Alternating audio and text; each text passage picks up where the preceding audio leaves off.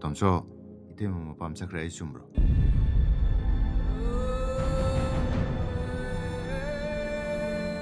तारदी चुममनी kai marongino नंगसिलुबा मरालदुगिनी itema na kailala mo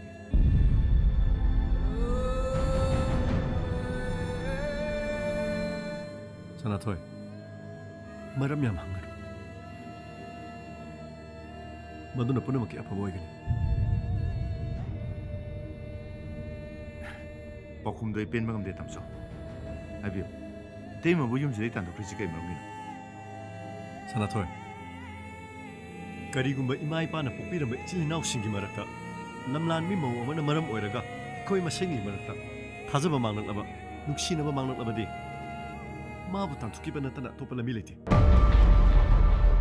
tamso itema na yum asida mawa moin lakcharabasu hauji timalam laminati yum asigi chapchana maru erbi saman adugi sumathata imung asida leba khoi punama sibu kadai da kari soi gida gena na kon biriba yengsin biriba imagumi itema na akhoi masegi marakta nusinadaba sigjeb thajale habisidi ai ab sungam jaro tamso habiyo tamso itema gi kari ngakpi bam thukba marali damta namochong na itema bu yum asida tan thukba ꯑꯩꯅ ꯀꯅꯥꯒꯤ ꯋꯥꯕꯨ ꯑꯆꯨꯝꯕ ꯑꯣꯏꯅ ꯂꯧꯒꯅꯤ ꯀꯅꯥꯒꯤꯅ ꯑꯔꯥꯟꯕ ꯑꯣꯏꯅ ꯂꯧꯒꯅꯤ ꯇꯥꯏꯌꯣꯟꯅꯔꯕ ꯉꯁꯤꯒꯤ ꯇꯥꯏꯕꯪ ꯄꯥꯟꯁꯤꯗ ꯑꯩ ꯀꯅꯥꯕꯨꯁꯨ ꯊꯥꯖꯕ ꯉꯝꯃꯛꯇ꯭ꯔꯦ ꯑꯩꯒꯤ ꯅꯨꯄꯤ ꯑꯩꯒꯤ ꯏꯆꯥ ꯑꯩꯒꯤ ꯏꯅꯥꯎ ꯑꯩꯒꯤ ꯏꯆꯜ ꯄꯨꯝꯅꯃꯛ ꯑꯩꯒꯤ ꯏꯐꯝꯗ ꯃꯤꯅꯝꯕ ꯑꯣꯏꯔꯦ ꯑꯩ ꯌꯨꯝꯁꯤꯗ ꯃꯈꯥ ꯇꯥꯅ ꯍꯤꯡꯗꯨꯅ ꯂꯩꯕ ꯉꯝꯒꯅꯤ ꯊꯥꯖꯔꯛꯇ꯭ꯔꯦ tamso tathabi akhoi punamaki puning phathabigadaba tamsona adumna puning hantarabadi nachana naoiba akhoina karamna leitana legani ai ngasimak haujima itema bu koruge aina korurabadi itema su soina yakane सनाथोय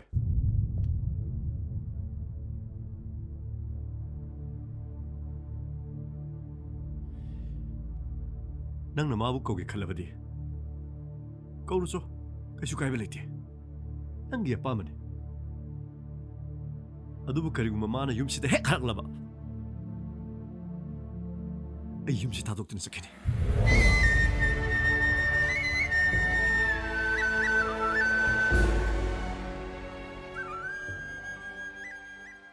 tema Sanathoi, kaidawa lakpano? kai no itema into isu Sanathoi, itay mabubaraw ka na. waraw da tokre tema akhoina yungi yumburel mina ngam sa sana bong kaido khasin to isu kai akata ba khoi mai gam te yimbi kai gete Nang kaurabra Sanathoi, yumdu yumburin ba ama kaktane. Ay siya na ko'y gumna makataba amane. itema di kai gene yum hekta thado salite Madusu magyatang.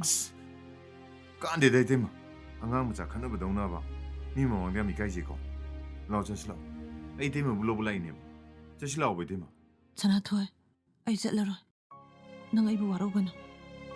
nate tema na dukana ya ningdri dubu tamuso gi karamba wa hidagi no natraga nandi gi karamba thongdagi maram do engon dagi amta di sena hadu Maram haibabu kaysu layte da Sanathoi. Ay na yumduda laybado, noy tamusogi puning kaya pientra male.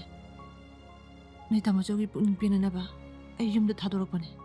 madu wekte ya abra mi tema tamuso je ai ge epuk mi na bi yamane akoi punamang nei kai khumnari bai thak thong adu wei duna su ma gi nu pibu manakta le ningai len khaina sibu jana ba abra ba Punamaktu oidunatsu, maigi ipuroybani, aygi lainingni.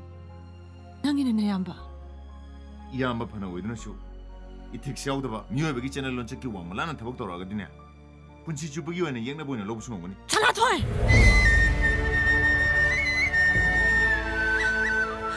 Itay malang ka, Sanathoi. lande tema ka shilande la libadi thong tuna thau sadana mi gi mati manau ba marida hen poktak ti ge honaru bai gira hari tema nanau na hajab su itay manaya bitrabnina nanau mucha Sanathoi!